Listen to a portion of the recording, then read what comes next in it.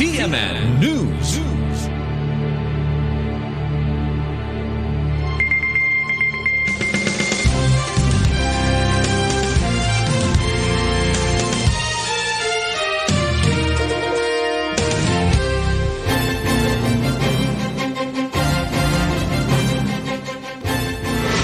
CNN Live Nationwide.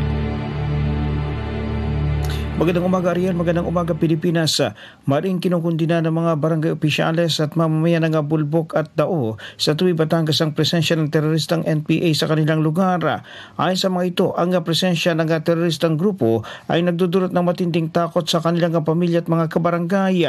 Matatanda ng 23 ng Hunyo 2024, nagkaroon ng dalawang magkasunod na lehitimong engkwentro sa pagitan ng mga kasundaluhan ng 59 Infantry Battalion at mga teroristang grupo.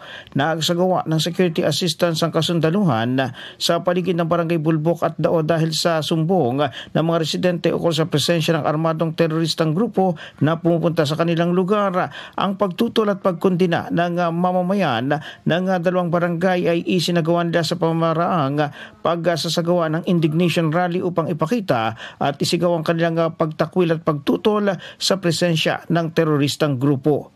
Mula sa DWALFM 95.9, ito si Renz Belda ng CNN Batangas, nag-uulat live para sa CNN Pilipinas. CNN Live Nationwide.